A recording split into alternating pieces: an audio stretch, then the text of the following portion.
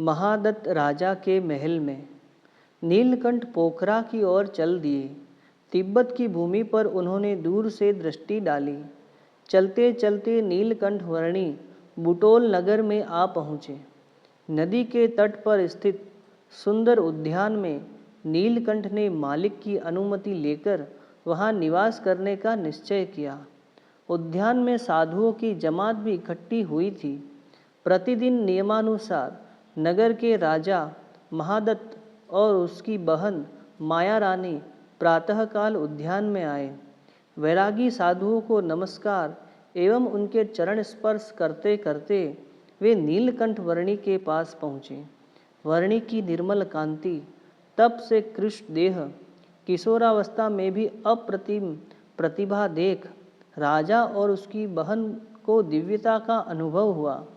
नीलकंठ का क्रस शरीर देखकर उनकी आंखें गीली हो गई।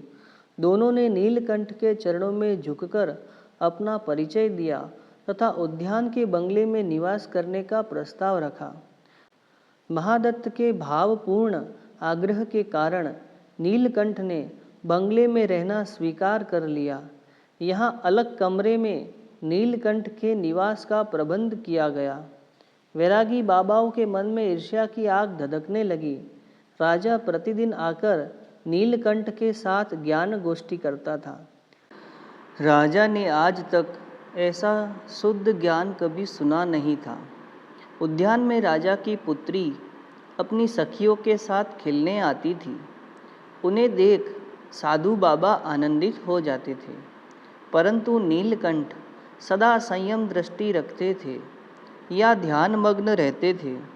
नीलकंठ के दर्शन से राजकन्या और उसकी सखियाँ भी प्रसन्न होती, जबकि कुछ साधु बाबाओं की लोलुप दृष्टि उन्हें पसंद नहीं थी।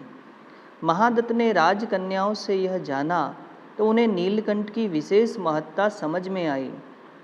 महादत्त राजा और उसकी बहन ने नीलकंठ को अपने महल में निवास करने का अति आग्रह किया, परंतु नीलकंठ ने अस्वीकार करके केवल भोजन करने महल में आने के लिए अपनी सहमति दी।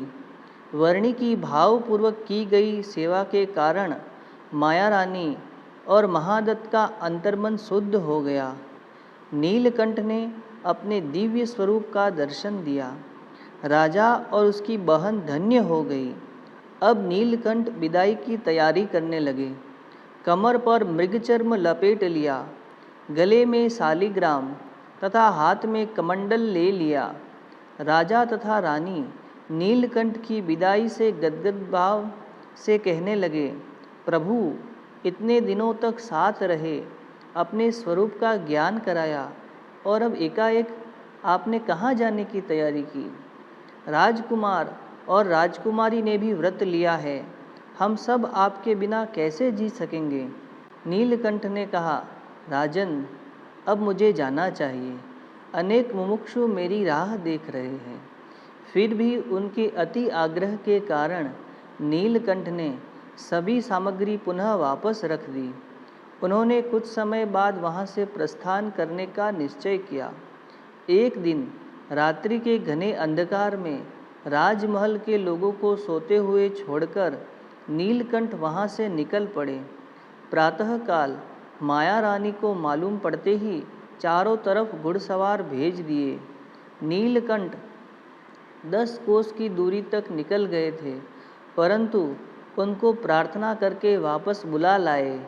नीलकंठ के सत्संग से अंत में राजा और माया रानी मोह मुक्त हुए। 5 माह तक रहने के बाद नीलकंठ वहाँ से आगे के लिए प्रस्थान कर गए। श्री स्वामीनारायण भगवान की जय।